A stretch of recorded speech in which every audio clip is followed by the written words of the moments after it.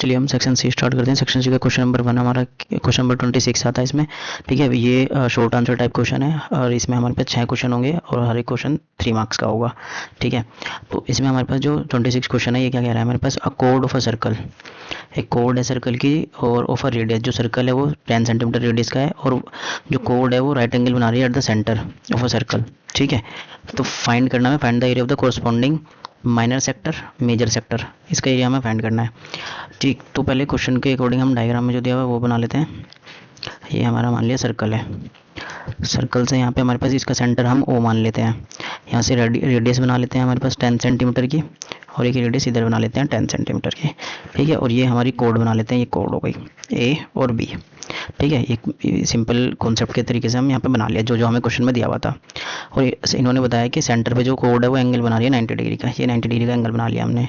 अब हमें सेक्टर की बात हो रही है, तो सेक्टर होता क्या है मैं एक बार वो तो मैं समझाता हूँ। जैसे मान लो सर्कल है, ये सर्कल में अगर किसी भी सर्कल को हम किसी एंगल पे डिवाइड करते हैं पिज्जा टाइप में इस तरीके से, तो ये वाला जो छोटा हिस्सा होता है इसे माइनर सेक्टर बोलते हैं, माइनर सेक्टर। और जो ये बड़े वाला हिस्सा है ऊपर वाला, ये होता है हमारे पास मेजर सेक्टर, मेजर सेक्टर। ठीक है, ये होता है सेक्टर। अब इनका ही हमें एरिया फाइंड करना है, तो कैसे होगा वो चीज़ देखते हैं। चलो अब इसे हटा देते हैं पहले यहाँ से। तो यहाँ पे हमारे पास जो चीज़ थी वो लिख लिया। अब गिवन वाला पार्ट लिख लेते हैं। यहाँ पे गिवन हमें क्या दिया हुआ है, जो रेडियस है वो हमें 10 सेंटीमीटर दी हुई है और हमें एरिया ऑफ, पहला पार्ट करते हैं अब यहाँ पे हम, जो हमें फाइंड करना है एरिया ऑफ माइनर सेक्टर। इसका फॉर्मूला क्या होता है हमारे पास, फॉर्मूला होता है हमारे पास थीटा अपॉन में 360। एरिया ऑफ सेक्टर का फॉर्मूला है, ये माइनर निकालो चाहे मेजर निकालो तो यही फॉर्मूला लगता है पाई आर स्क्वायर, ये होता है हमारे पास। अगर हम इसको सिंप्लीफाई करते हैं, यहाँ पे वैल्यू पुट करेंगे, थीटा हमारा कितना दिया हुआ है 90 डिग्री का जो एंगल दिया होता है। ठीक है, ये अपॉन में 360 हो गया, मल्टीप्लाई में यहाँ पे पाई की वैल्यू 3.14 दी हुई है और ये रेडियस मतलब 10 का स्क्वायर।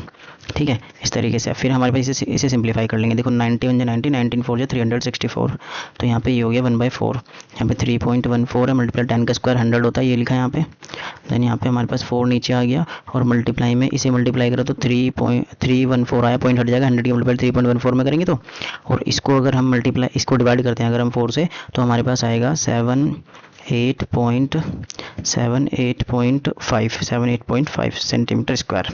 ये हमारे पास फर्स्ट पार्ट का आंसर हो जाता है area of minor sector.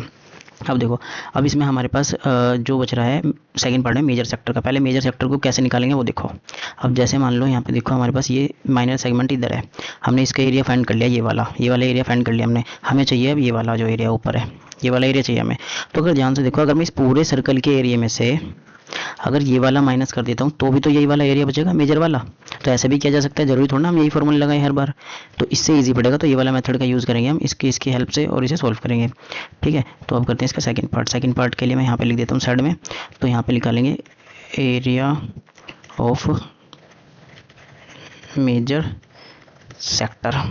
Area of major sector जो आएगा हमारे पास, उसमें हम कर रहे हैं area of circle, area of circle minus area of minor sector जो हमने निकाला है, एरिया ऑफ माइनर सेक्टर जो हमने निकाला था, ये हम फॉर्मूला यहाँ पे यूज़ कर रहे हैं। एरिया ऑफ सर्कल का फॉर्मूला क्या होता है, पाई आर स्क्वायर माइनस हमारे पास ये कितना आया, हमारे पास 78.5 आया है जो हमने भी फाइंड किया था। ठीक है, देन यहाँ पे हम पाई की वैल्यू 3.14 रखेंगे, मल्टीप्लाई रेडियस हमारी 10 का स्क्वायर हो जाएगा। ठीक है, रेडियस 10 है तो इसका स्क्वायर हो जाएगा, तो 78.5 स्क्वायर रेडियस रखेंगे। देन यहाँ पे इसे सिंप्लीफाई करेंगे, इसकी मल्टीप्लाई करके इसे सिंप्लीफाई करेंगे, जो भी करा था हमने, देखो यहाँ पे मल्टीप्लाई करी थी, ये आया था ना हमारे पास, तो यही हो जाएगा हमारे पास 314 माइनस 78.5। फिर उसके बाद हम इसे माइनस करेंगे, तो माइनस करके हमारे पास आएगा 235.5 सेंटीमीटर स्क्वायर। ये हमारा सेकंड पार्ट का भी आंसर हो जाता है। ठीक है, दोनों पार्ट यहाँ पे कंप्लीट हो जाते हैं और क्वेश्चन नंबर 26 यहाँ पे कंप्लीट हो जाता है। तो चलिए अब नेक्स्ट क्वेश्चन स्टार्ट करते हैं। क्वेश्चन नंबर 27, इसमें हमें क्या दिया हुआ है, क्या बोलते हैं इसमें, प्रूफ दैट, हमें प्रूफ करना है, proof that opposite side of a quadrilateral, मतलब एक क्वाड्रिलेटरल है जिसके अपोजिट साइड जो है सर्कमस्क्राइबिंग अ सर्कल, जो क्वाड्रिलेटरल है उसके अंदर जो सर्कल बना हुआ है सबटेंड करती है अपोजिट साइड उसकी supplementary angle eight the centre of the circle. ये इन्होंने हमें बताना। क्वेश्चन से ऐसे समझ में नहीं आ रहा, पहले हम क्या करते हैं, क्वेश्चन बना लेते हैं, क्वेश्चन डायग्राम बना लेते हैं इसका, जिस हिसाब का इन्होंने हमें बताया हुआ है। ठीक है, तो फिर उसको हम समझेंगे किस तरीके से उन्होंने हमें बता रखा है। तो हम इसका डायग्राम बनाते हैं कलर चेंज करके। मान लिया हमारे पास इसका जो डायग्राम है, ये ले लेते हैं हम, ये है हमारा डायग्राम। इस तरीके से। एक काम करते हैं, पहले क्वाड्रिलेटरल बनाते हैं, फिर उसके अंदर सर्कल है तो उसके अंदर सर्कल बनाएंगे। फिर हम पहले क्वाड्रिलेटरल बना लेते हैं। ये हो गया हमारा क्वाड्रिलेटरल। ये हो गया हमारा क्वाड्रिलेटरल। अब इसके अंदर हम बना लेते हैं एक सर्कल जो इन्होंने हमें बताया हुआ है।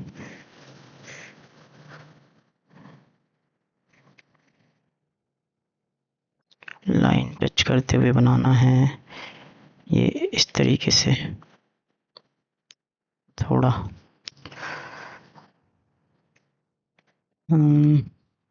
सही से कर लेते हैं थोड़ा सा। ये हो गया यहाँ पे, ये हो गया यहाँ। ये लो हमारा डायग्राम बन गया। इनके अकॉर्डिंग जो इन्होंने हमारा डायग्राम दिया था वो हमने यहाँ पे बना लिया। तो अब इनका नाम लिख लेते हैं हम। नाम क्या बताया हुआ इन्होंने, हम अपनी तरफ से लिखेंगे ए बी सी और डी, ये हमारे नाम हो गए इनके। फिर इन्होंने हमसे कहा है कि भाई हमें प्रूफ करना है, हम मान लेते हैं ये सेंटर है, ये सेंटर है। इन्होंने कहा है जैसे ये एंगल बनेगा ना यहाँ से ये वाली लाइन, हाँ एक काम करता हूँ मैं इसका डायगोनल बनाता हूँ जो एकदम सही सही बने ये। हाँ ये हो जाएगी हमारा डायगोनल। जो ये वाली लाइन है, ये वाली लाइन, और हमारे पास जो ये वाली लाइन है ऐसे ही इंटरसेक्ट कर रही हैं आपस में, यहाँ पे सेंटर ओ पे। ये ओ हो गया हमारा सेंटर। ये इन्होंने कहा ये वाला जो एंगल है ना, ये वाला एंगल और जो ये वाला एंगल है, ये आपस में इन दोनों का सम 180, ये प्रूफ करके बताना है। तो टू प्रूफ यहाँ पे लिखते हैं हम। टू प्रूफ हमें क्या दे दिया, जो angle A O B plus angle D O C वो बराबर है 180 के। ये हमें प्रूफ करके बताना है, ये हमारा मेन क्वेश्चन, ये हमें प्रूफ करना है। अब वो कैसे करेंगे वो चीज़ देखते हैं। देखो उसे करने के लिए हमें क्या करना पड़ेगा, सबसे पहले जो टेंजेंट वाली लाइनें हैं ना वो भी हमें यहाँ पे क्या करनी पड़ेंगी, ड्रॉ करनी पड़ेंगी। ठीक है, अब मैं यहाँ पे कर देता हूँ। देखो ये टेंजेंट जहाँ पे सर्कल के आउटर बाउंड्री पे जो टच होता है वो टेंजेंट होते हैं। ये मैंने एक डायमीटर यहाँ भी बना दिया और एक डायमीटर बना देता हूँ मैं यहाँ पे ये। अब इन पॉइंट के क्या करूँगा, मैं नाम लिख दूंगा इन पॉइंट के। ये हो जाएगा हमारा पी, ये हो जाएगा क्यू आर, और ये हो जाएगा हमारे पास एस। ठीक है, ये मैंने ऐसे बना दिया। अब उसके बाद मेरे को क्या करना है, मैं यहाँ पे क्या करूँगा, इन ये जो एंगल बने हैं डिवाइड हुए हैं इनका नाम रख देता हूँ 1 2 3 4 5 6 7 और 8, इनके नाम रख दिए जो एंगल डिवाइड हुए हैं यहाँ पे। ठीक है, अब इनसे मुझे क्या करना है, इनकी हेल्प से मैं सोल्व करूँगा। देखो सॉल्यूशन लिखता हूँ मैं यहाँ पे, कैसे करूँगा वो चीज़ देखनी है यहाँ पे, सॉल्यूशन समझना है किस तरीके से हम इसे कर सकते हैं। देखो सबसे पहले मैं किस में बात कर रहा हूँ, यहाँ पे हमारे पास in triangle A O P and triangle A O S. ध्यान से देखो कौन कौन सा ट्राइंगल बताया मैंने, एक तो ये वाला ट्राइंगल, ये वाला ट्राइंगल, एक ये वाला ट्राइंगल। ठीक है, ये ऐसे जो बन रहा है ये वाला, ये ट्राइंगल और एक ये वाला ट्राइंगल, ये दो ट्राइंगल में। ठीक है, इन दो ट्राइंगल में मैं इनको कॉन्ग्रुएंस करूंगा। वो कैसे करूंगा वो चीज़ देखो। इसमें हमारे पास ध्यान से देखो, हमारे पास जो ओ ए है बराबर है ओ ए के, दोनों में कॉमन साइड है। ये वाली जो साइड है ये वाली, ये कॉमन साइड है दोनों की। ठीक है, तो यहाँ पे रीजन लिखूंगा कॉमन साइड, ये कॉमन है। दूसरा हमारे पास ध्यान से देखो ओ एस जो है वो भी रेडियस है। देखो सेंटर से इसके पॉइंट टच तक जा रही है, इस वाले सेंटर से ये भी पॉइंट टच तक है। ओ पी जो है, ओ एस नहीं, यहाँ पे ओ पी आएगी पहले क्योंकि इधर ए पी लिखा हुआ है ना, तो ओ पी बराबर है ओ एस के। ये क्या है, रेडियस है, यहाँ रीजन दे दिया। फिर दूसरा हमारे पास ध्यान से देखो, जो ए एस है, ए पी लिखेंगे पहले, ए पी जो है बराबर है ए एस के। ध्यान से देखो ये वाली साइड इसके बराबर है। क्यों बराबर है, देखो ये टेंजेंट नहीं बन रही, ये एक्सटर्नल पॉइंट से टेंजेंट जो होते हैं वो इक्वल होते हैं। देखो मैं तुम्हें यहाँ पे बना के बताता हूँ, ऐसे सर्कल होता है, अगर किसी सेम पॉइंट से दो टेंजेंट बनती हैं सर्कल पे इस तरीके से, वो आपस में क्या होते हैं, इक्वल होते हैं। ये ऐसे ही नहीं बन रही, इसी तरीके से बन रही है। थ्योरम होती है हमारे पास सर्कल चैप्टर की, तो वो ये, तो ये आपस में क्या होगी, इक्वल होगी। इसका यहाँ पे हमें क्या करना पड़ेगा, रीजन देना पड़ेगा कि भाई ये क्या है, ये हमारी टेंजेंट्स हैं, tangent from the external point. तो यहाँ पे रीजन हमें देना पड़ेगा, जो टेंजेंट हैं, tangents from external point and external point. ठीक है, ये हमारे पास हो जाएगी। फिर उसके बाद हमें क्या करना पड़ेगा, अब ये हो गई तो यहाँ पे हम लिख सकते हैं by side side side rule. ये ट्रायंगल क्या हो जाएगा, साइड साइड साइड रूल से हमारे पास जो ट्रायंगल हो जाएगा ए ओ पी, वो कॉन्ग्रुएंस हो जाएगा ट्रायंगल ए ओ एस के। अब देखो ये कॉन्ग्रुएंस करने का रीज़न क्या है मेरा, ये कॉन्ग्रुएंस क्यों करा गया है, तो वो चीज़ समझते हैं यहाँ पे। जो कॉन्ग्रुएंस करने का रीज़न ये है हमारे यहाँ पे, जो ये वाला एंगल होगा, एंगल 1 जो है बराबर हो जाएगा एंगल 2 के। ये दोनों एंगल आपस में बराबर हो जाएंगे, तो यहाँ लिख सकता हूँ एंगल 1 जो है बराबर हो जाएगा एंगल 2 के by C P C T. By CP/CT से यहाँ पे मैं लिख सकता हूँ। अब इसी तरीके से ये जो ट्रायंगल है, जैसे ध्यान से देखना, इसी तरीके से मैं किन किन ट्रायंगल को इक्वल बता सकता हूँ वो चीज़ समझो। ऐसे ही मैं इस वाले ट्रायंगल को इसको सिमिलर बता सकता हूँ, इस वाले को इसको सिमिलर बता सकता हूँ, इस वाले को इसको सिमिलर बता सकता हूँ। तो यहाँ पे मैं लिखूंगा सिमिलरली जो एंगल 7 है वो एंगल 8 के बराबर हो जाएगा। ठीक है, ध्यान से देखना, एंगल 7 जो है वो एंगल 8 के बराबर हो जाएगा, एंगल 7 बराबर हो जाएगा एंगल 8 के। और ऐसे ही एंगल जो 5 है वो एंगल 6 के बराबर हो जाएगा, और एंगल 3 जो है वो एंगल 4 के बराबर हो जाएगा। ठीक है, ये चीज़ें यहाँ पे हमें ध्यान रखनी थी। ऐसे सिमिलरली करके ये हमारे पास हो जाता है। ठीक है, अब नेक्स्ट स्टेप पे चलते हैं। नेक्स्ट स्टेप में हम क्या करेंगे, हम अब ध्यान से देखो, ये सेंटर पे ये कंप्लीट ऐसे पूरा सर्कल बन रहा है इस तरीके से, तो ये कंप्लीट एंगल हो जाएगा हमारे पास। मैं यहाँ पे लाइन ड्रॉ करके यहाँ पे सोल्व करता हूँ, यहाँ पे लाइन ड्रॉ कर देते हैं, ये हो गई। तो देखो angle 1 plus angle 2 plus angle 3 plus angle 4 plus angle 5 plus angle 6 plus angle 7 plus angle 8, ये सारे जो मिलाकर इनका सम आता है 360, क्योंकि ये क्या है, कंप्लीट एंगल, इसको हम कंप्लीट एंगल बोल सकते हैं। ठीक है, अब इसमें हमारे पास सारे एंगल डबल डबल बन रहे हैं, सारे एंगल क्या बन रहे हैं, डबल डबल बन जाते हैं। अब देखो ध्यान से देखना, मैं कौन कौन से लूँगा, जो से हमें प्रूफ करने, AOB में कौन कौन से एंगल आते हैं हमारे पास, 1 और 8, मतलब कि 1 और 8 तो मुझे चाहिए ही चाहिए। यहाँ पे एंगल 1 चाहिए प्लस एंगल 8 चाहिए मुझे। ठीक है, वो लिखूंगा पहले मैं, फिर प्लस में DOC में कौन कौन से एंगल आते हैं, DOC में एंगल 4 और 5 आ रहा है, एंगल 4 और प्लस एंगल 5 आ रहा है, ये तो मुझे चाहिए। अब ध्यान से देखो, जो एंगल 2 है यहाँ पे, एंगल 2 को मैं 1 भी लिख सकता हूँ क्योंकि इक्वल है, यहाँ पे मैं लिख सकता हूँ। तो यहाँ पे देखो एंगल 2 को मैं 1 लिखूंगा, इस वाले की जगह मैं यहाँ पे 1 लिखूंगा। ठीक है, तो प्लस में एंगल 1 एक और आ गया, फिर प्लस में जो एंगल मेरे पास 3 है, एंगल 3 को मैं क्या लिख सकता हूँ, ध्यान से देखो, एंगल 3 को मैं 4 लिख सकता हूँ यहाँ पे, तो एंगल 4 लिखूंगा मैं यहाँ पे। फिर मेरे पास जो बचता है यहाँ पे जो हमारा है एंगल 6 को मैं क्या लिख सकता हूँ, एंगल 5 लिख सकता हूँ इसके थ्रू, तो प्लस में एंगल यहाँ पे 5 आ जाएगा। देन उसके बाद हमारे पास एंगल 7 को मैं क्या लिख सकता हूँ, एंगल 7 को मैं 8 लिख सकता हूँ, एंगल 8, तो यहाँ पे प्लस में एक और आ गया एंगल 8। अब ध्यान से देखो, इसमें हमारे पास सारे जो हैं डबल हो गए, सारे क्या हो गए, डबल। तो यहाँ पे मैं लिख सकता हूँ 2 एंगल 1 हो गया हमारे पास, प्लस में 2 एंगल 8 हो गया मेरे पास, यहाँ पे प्लस में 2 बार एंगल 4 हो गया, प्लस एंगल 2 बार एंगल हमारे पास क्या हो गया, 5 हो गया। ठीक है, इक्वल टू ये 360 अभी चल ही रहा है हमारे पास। अब यहाँ पे सबके पास से 2 कॉमन आ रहा है, 2 कॉमन ले लूँगा तो यहाँ पे बचेगा क्या, वो लिख लेता हूँ 1 plus angle 1 plus angle 2 plus angle 3 plus 3 नहीं 4, एंगल 4 प्लस एंगल 5, ये बचा हमारे पास इक्वल टू 360। अब 2 इधर मल्टीप्लाई में, उधर गया डिवाइड में, तो angle 1 plus angle 2 plus angle 4 plus angle 5 equal to 360 divide by 2, इसे काटा तो मेरे पास आया 180। ठीक है, अब देखो एंगल 1 प्लस एंगल 2 नहीं है, 8 है, ये यहाँ पे 8 था भाई, ये 2 लिख दिया मैंने, यहाँ पे 8 है। एंगल 1 प्लस 8 करके क्या आता है हमारे पास, ध्यान से देखो, एंगल 1 प्लस करके 8 आता है हमारे पास एंगल AOB, तो ये बनेगा angle AOB plus angle 4 plus 5 करके क्या आता है हमारे पास, DOC, एंगल DOC, इसकी जगह मैं लिख सकता हूँ यहाँ पे 180। अब ध्यान से देखो, यही हमें प्रूफ करना था, तो यहाँ पे हमारे पास जो है प्रूफ हो जाता है। तो यहाँ पे हम लिख सकते हैं क्या बोलते हैं कि हिंस प्रूफ्ड, यहाँ पे प्रूफ हो जाता है और यही हमारा आंसर हो जाएगा। तो यहाँ पे क्वेश्चन नंबर 27 कंप्लीट हो जाता है। अब इसका बी पार्ट भी है, इसका बी पार्ट करेंगे हम, जो और वाला पार्ट है। ठीक है, नेक्स्ट क्वेश्चन में, तो इसके बी वाले पार्ट में चलते हैं। बी वाला पार्ट हमें क्या कह रहा है वो चीज़ समझते हैं हम पहले। ये कह रहा है if O is the centre of circle, ठीक है, ओ जो है वो सेंटर है सर्कल का, P Q is a code, P Q जो है ये कोड बता दी इन्होंने हमें, ठीक है भाई, and the tangent P R, tangent जो है पी आर है, ठीक है भाई, पी आर ये जो है वो टेंजेंट है।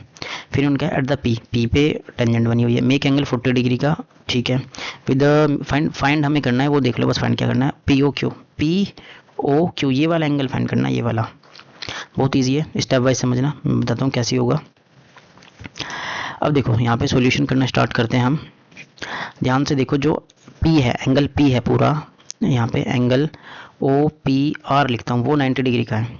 वो क्या है, 90 डिग्री का। क्यों है 90 डिग्री का, वो चीज़ देखते हैं, क्योंकि ये क्या है, रेडियस जो होती है परपेंडिकुलर होती है टेंजेंट पे, ठीक है। यहाँ पे टोटल एंगल जो होता है ना, ध्यान से देखो, रेडियस से जो टेंजेंट पे एंगल बनता है वो पूरा 90 डिग्री का होता है, ये पूरा जो होता है वो 90 डिग्री का होता है, ठीक है। मैं यहाँ पे रफ करके बताता हूँ तुम्हें, ये वाला जो एंगल है, ये वाला पूरा एंगल है 90 डिग्री का, ठीक है, तो ये 90 डिग्री का होता है, इसलिए यहाँ पे हमने 90 लिख लिया। फिर हमें दूसरा एंगल जो दिया हुआ है, एंगल हमारे पास लिख सकते हैं हम आर पी ओ, वो हमें 40 डिग्री का दिया हुआ है, आर पी ओ 40 डिग्री का ये गिवन दिया हुआ है, ये हमारा गिवन वाला पार्ट हो गया। ठीक है भाई, अब ध्यान से देखो, अगर मेरे को फाइंड करना हो ओ पी क्यू फाइंड करना हो अगर मुझे, ये वाला एंगल, ये वाला, तो मैं कैसे कर सकता हूँ, अगर 90 में से 40 को माइनस कर दूंगा तो हमारे पास 50 बचेगा, तो ओ पी क्यू कितना आ गया 50, तो यहाँ पे लिख सकता हूँ एंगल ओ पी क्यू जो है वो आ जाएगा हमारे पास 90 माइनस 40। ठीक है, तो एंगल ओ पी क्यू आ जाएगा हमारे पास 50 डिग्री का, ये हमारे पास आ गया। बस अब कुछ नहीं करना, अब देखो अब सिंपली तरीके से हो जाएगा हमारे पास, जो हमारे पास ट्राइंगल है, in triangle O P Q में देखो एंगल जो है हमारे पास O P Q plus angle क्या बोलते हैं O Q P plus angle P O Q बराबर है 180 के। ठीक है, ध्यान से देखो मैंने कौन कौन से एंगल बताया, ये वाला एंगल, ये वाला एंगल और ये वाला एंगल, ये ट्रायंगल के तीनों अंदर वाले एंगल लिखे हैं। अब एक चीज़ और मैं बता देता हूँ, यहाँ पे जो ओ पी क्यू है ना वो बराबर है एंगल ओ क्यू पी के। अब उसका रीज़न बताता हूँ मैं तुम्हें, जो ये वाला एंगल है, ये वाला, ये इस वाले एंगल के इक्वल है, क्योंकि ध्यान से देखो ये भी रेडियस ये भी रेडियस, तो आइसोस्केल ट्रायंगल हो गई ना, तो इस वजह से ये दोनों एंगल आपस में कैसे होंगे, इक्वल हो गए, सेम रेडियस है हमारे पास, तो ये क्या हो जाएंगे एंगल इक्वल हो जाएंगे। अपोजिट साइड इक्वल है तो अपोजिट एंगल भी क्या होंगे इक्वल होंगे, तो मैं यहाँ पे लिख भी सकता हूँ ओ पी जो है बराबर है ओ क्यू के, क्योंकि दोनों ही क्या है रेडियस, इसी वजह से हमारे पास ये दोनों भी एंगल क्या हो जाएंगे आपस में इक्वल हो जाएंगे। बस ये यहाँ पे रीज़न दे दिया मैंने। ठीक है, अब इस आगे सिंप्लीफाई करता हूँ, ओ पी जो हमारा ओ पी क्यू है, ओ पी क्यू प्लस इसको भी मैं क्या लिख सकता हूँ ओ पी क्यू लिख सकता हूँ इसे मैं, plus angle P O Q equal to यहाँ पे 180। अब देखो दोनों ही 50-50 के हो गए, दोनों आपस में इक्वल हो गए, तो plus P O Q equal to, बहुत ईजी क्वेश्चन था ये, समझा रहा हूँ इसलिए थोड़ा टाइम लग रहा है, अदरवाइज अगर मैं खुद सिंप्लीफाई करने बैठोगे तुम भी तो बहुत जल्दी कर पाओगे इसे। 100 है उधर गया माइनस का, P O Q equal to 180 minus 100, तो हमारे पास पी ओ क्यू कितना आ गया 80 डिग्री का, और यही हमें फाइंड करना था। ध्यान से देखो ये हमारा आंसर हो जाता है, तो यहाँ पे हमारे पास क्वेश्चन नंबर 27 कंप्लीट हो जाता है। तो चलिए हम नेक्स्ट क्वेश्चन स्टार्ट करते हैं, क्वेश्चन नंबर 28। इसमें हमारे पास दो पार्ट दिए हैं, और वाला पार्ट भी है और हमारा फर्स्ट पार्ट भी है। इसमें हमें क्या बोला हुआ है, यूजिंग क्वाड्रेटिक फार्मूला यूज़ करना है, फाइंड रियल रूट्स, हमें रियल रूट फाइंड करने हैं इस वाली इक्वेशन के, इफ़ दे एग्जिस्ट, अगर एग्जिस्ट करते हैं तो हमें फाइंड करके बताने हैं। चलो ठीक है, ए वाला पार्ट करते हैं। हम यहाँ पे इक्वेशन जो दी हुई है उसे लिखते हैं सबसे पहले। तो इक्वेशन हमें क्या दी हुई है, 2x² plus 2x plus 9 equal to 0, ये हमें इक्वेशन दी हुई है। अब इसका पहले चेक करेंगे हम कि भाई ये इसके रूट एग्जिस्ट करते हैं या नहीं, रियल रूट, तो वो चेक करने के लिए हमें डिस्क्रिमिनेंट चेक करना पड़ता है। चैप्टर नंबर 4 का है क्वाड्रेटिक इक्वेशन का, तो डिस्क्रिमिनेंट का फॉर्मूला लिखेंगे हम। डिस्क्रिमिनेंट का फॉर्मूला होता है b² माइनस 4ac, ये होता है हमारे पास। अब इससे चेक करते हैं रियल रूट है या नहीं। देखो b कितना है, x का कोफिशिएंट को हम b बोलते हैं, b कितना है हमारा 2 का स्क्वायर माइनस 4 इंटू में a कितना है x² का कोफिशिएंट वो भी 2 है, ठीक है, मल्टीप्लाई में 9, सी हमारी सी ये है कॉन्स्टेंट टर्म, बी ये हो गया और ए हमारा ये हो गया। अब यहाँ पे हम इसे सिंप्लीफाई करेंगे तो हमारे पास जो है क्या आ जाएगा वो लिखेंगे यहाँ पे, 2 का स्क्वायर करा 4 आया माइनस इसकी मल्टीप्लाई करिए, हमारे पास 4 2 जा 8, 8 9 जा हमारे पास कितना होता है 72। ठीक है, तो इसे अब हम इसे माइनस कर रहे हैं, तो यहाँ पे हमने देखा कि यहाँ पे हमारे पास माइनस करने पे माइनस का 68 आ रहा है। अगर डिस्क्रिमिनेंट नेगेटिव नंबर आता है, ध्यान से देखो, अगर डी हमारा जो है 0 से छोटा आता है तो रियल रूट एग्जिस्ट ही नहीं करते, तो इसके पास क्या हो जाएगा, नो रियल रूट। ध्यान से देखना है, अगर डी की वैल्यू नेगेटिव आती है तो उसके रियल रूट होते ही नहीं है, रियल रूट, ये हमारा आंसर हो जाएगा। तो इसे आगे करना ही नहीं पड़ेगा, इसके रियल रूट ही नहीं है तो इसके हम फाइंड ही नहीं कर सकते आगे। ठीक है, तो चलो अब हम करते हैं इसका बी वाला पार्ट। देखो कितना आसान क्वेश्चन था ये वाला हमारा। ठीक है, अब करते हैं बी वाला पार्ट। बी वाले पार्ट में क्या कह रहा है, फाइंड द वैल्यू ऑफ के की वैल्यू फाइंड करनी है हमें। क्वाड्रेटिक इक्वेशन ये दी हुई है, has real and equal root. अब रियल एंड इक्वल रूट बता दिए इन्होंने। चलो पहले इक्वेशन लिख लेते हैं, kx² minus 2kx plus 6 equal to 0। इसमें हमारा a कितना हो जाएगा, a हमारा k है, b हमारा माइनस 2k है, ये वाला पार्ट, और ये c हमारा 6 है, ये हमें यहाँ मिल गया। अब सबसे पहले हम देखेंगे रियल और इक्वल रूट बताया इन्होंने। अब देखो रियल और इक्वल रूट होते हैं, ध्यान से समझना, रियल और अगर इक्वल रूट होते हैं तो d की वैल्यू जो होती है ना बराबर 0 के होती है, ये हमारा फॉर्मूला होता है। अगर रियल किसी भी इक्वेशन के रियल और इक्वल रूट दिए होते हैं तो d बराबर 0 के होता है। ठीक है, अब यहाँ पर d का फॉर्मूला लिखेंगे, d का फॉर्मूला क्या होता है, b² minus 4ac equal to 0। ठीक है। तो बी कितना है हमारा -2k, -2k वैल्यू पुट करेंगे बस यहाँ पे। 4 मल्टीप्लाई में ए कितना है हमारा k, मल्टीप्लाई में सी कितना है हमारे पास 6 इक्वल टू 0। ठीक है। अब यहाँ पे हमें क्या करना है बस, -2k का स्क्वायर करा तो 2 का स्क्वायर करा तो 4 और k का स्क्वायर करा तो k स्क्वायर, माइनस इसकी मल्टीप्लाई करिए 24k आ गया यहाँ पे। अब यहाँ से इसमें से कुछ कॉमन आ रहा है इन दोनों में से, हाँ आ रहा है 4k कॉमन आ रहा है और यहाँ पे k बच जाएगा माइनस यहाँ पे 6k बच जाएगा। ठीक है भाई, इक्वल टू 0। 4k इधर मल्टीप्लाई में उधर जाके डिवाइड में, तो k माइनस के 6, ये माइनस भी हो जाएगा भाई, इसे माइनस भी कर सकते हैं हम यहाँ पे। ठीक है।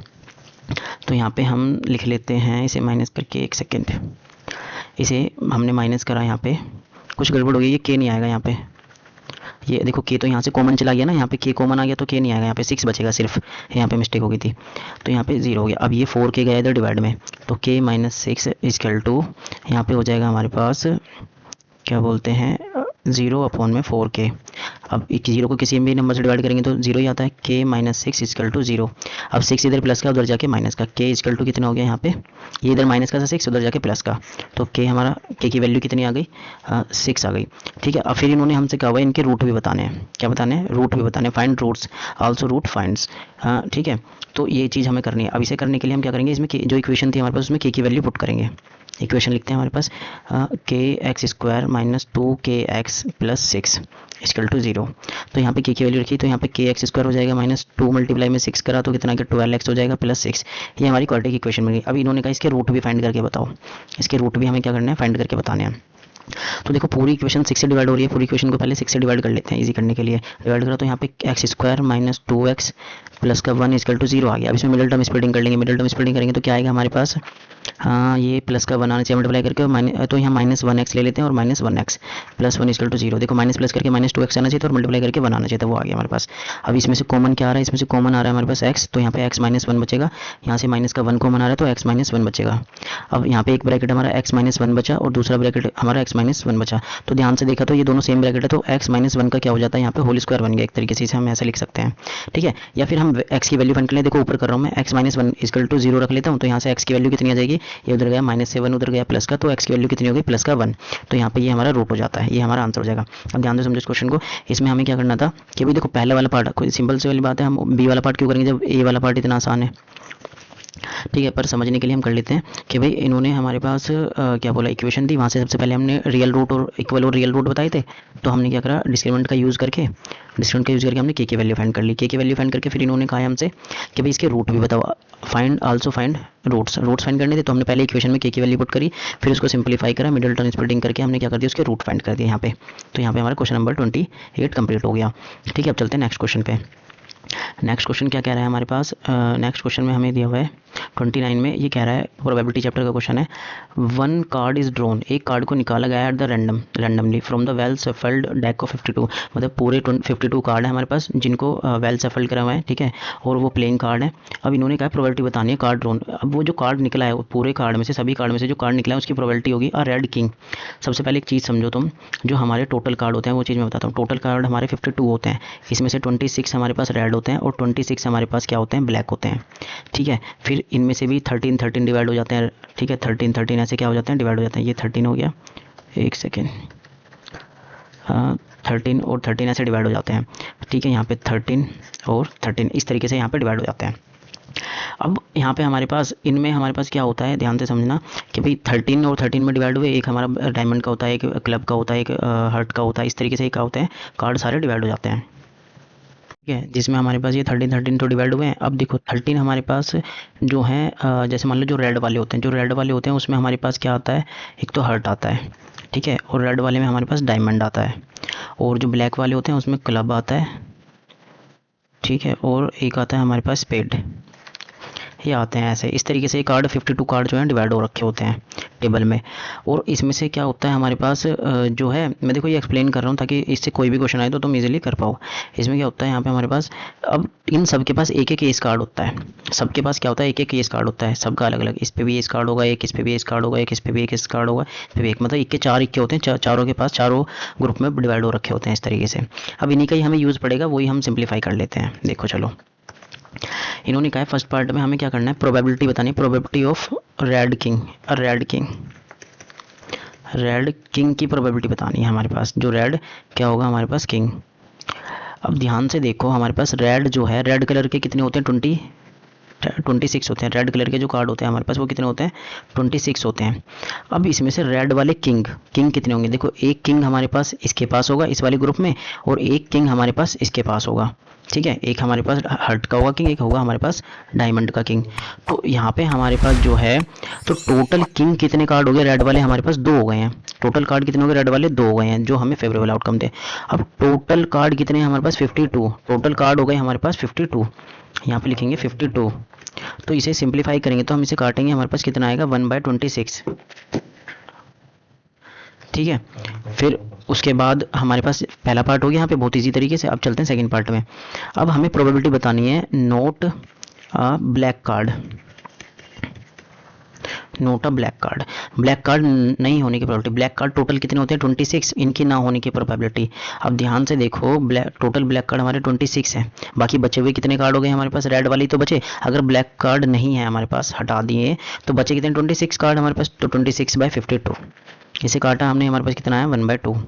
फिर चलते हैं थर्ड वाले पार्ट में। इसके थर्ड वाला पार्ट जो है हमारे पास, इन्होंने कहा an ace of heart, ace of heart probability बतानी है हमें। एस ऑफ हर्ट मतलब हर्ट का इक्का। तो यहाँ पे हमारे पास कितना हो जाएगा, हर्ट का इक्के, हमारे पास जो हर्ट है उसमें इक्का कितना होता है, एक ही होगा, तो 1/52, ये इसका आंसर हो जाएगा। तो देखो तीनों पार्ट हो गए। यहाँ पे क्वेश्चन नंबर 29 बहुत इजी तरीके से हो गया, बहुत आसान था। ये देखो प्लेइंग कार्ड के ऊपर दिया हुआ था, कार्ड की टेबल हमें समझ नहीं होती है, बस कि कार्ड किस तरीके से होते हैं कि भाई 52 कार्ड हैं, वो डिवाइड होते हैं, 26 लाल कलर के होते हैं, 26 ब्लैक होते हैं, ठीक है। उसमें से 13 डिवाइड हो रखे होते हैं हर्ट, डायमंड और क्लब और स्पेड में, और सबके पास फेस कार्ड भी होते हैं, और इक्के भी 4 होते हैं, इस तरीके से डिवाइड हो रखे होते हैं।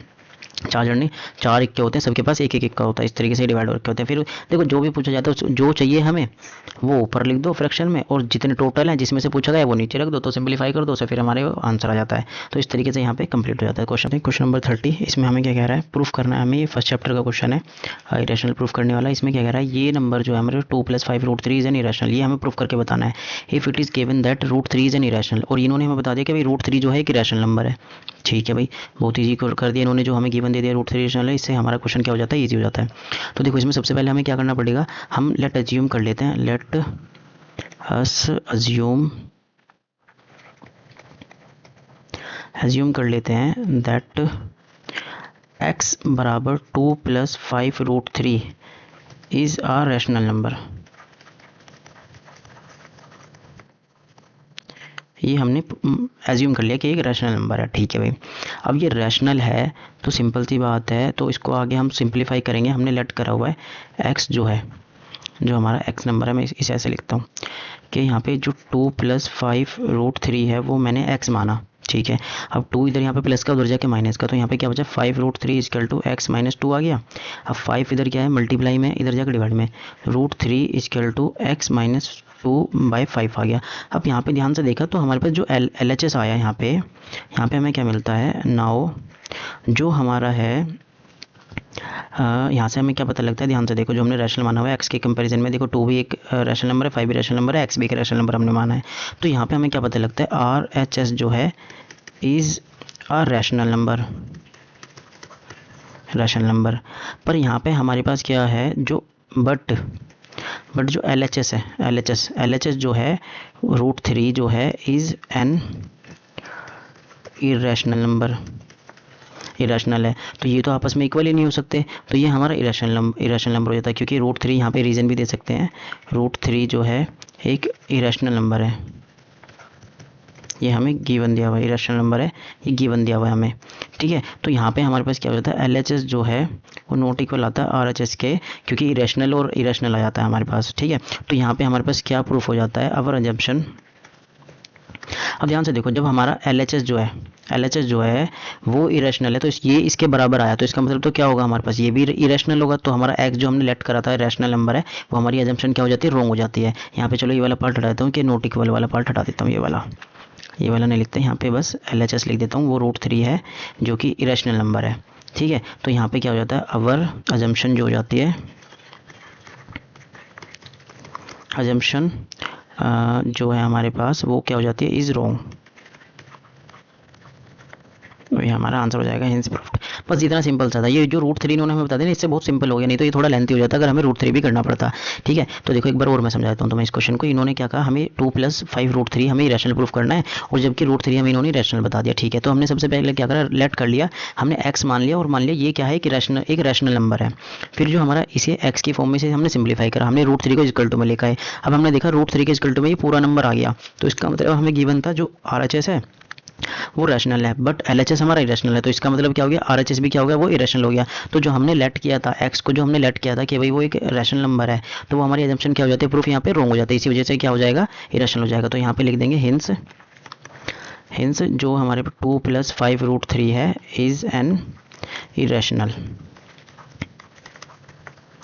ठीक है, ये रैशनल हो जाता है। यहाँ पे ये वाला आंसर लिख देंगे हम इस तरीके से, इसे हटा देते हैं। यहाँ तक ये हमारा यहाँ पे क्वेश्चन नंबर 30 कंप्लीट हो जाता है बहुत इजी तरीके से। अब चलते हैं नेक्स्ट क्वेश्चन पे। नेक्स्ट क्वेश्चन है सेक्शन हमारे पास सी का, ये लास्ट क्वेश्चन है। तो देखो अब ये ट्रिग्नोमेट्री का आ गया, प्रूफ वाला क्वेश्चन है।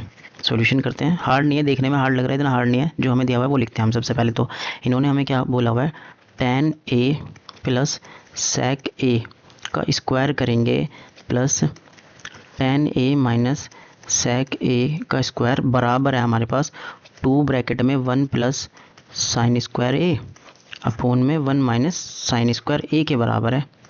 ये हमें प्रूफ करके बताना है। चलो हम यहाँ पे ले लेते हैं LHS ले लेते हैं, हमें जो दिया हुआ है LHS को लेके हम इसे सिंप्लीफाई करते हैं सॉल्यूशन में।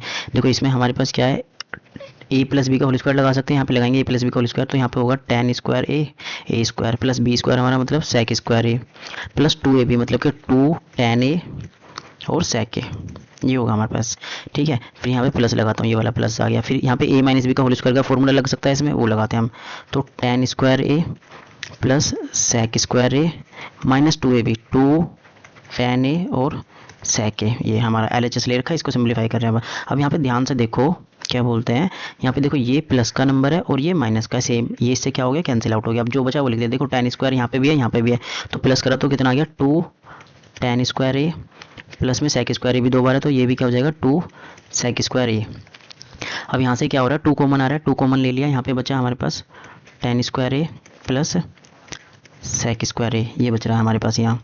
ठीक है, अब यहाँ पे इसको आगे क्या सिंप्लीफाई कर सकते हैं वो लिखेंगे हम यहाँ पे। अब ध्यान से देखो, tan को मैं ऐसे नहीं लिख सकता, sine square a upon cos square a, sine को ऐसे लिखा जा सकता है, प्लस sec का फॉर्मूला क्या होता है 1 अपॉन कोस स्क्वायर a।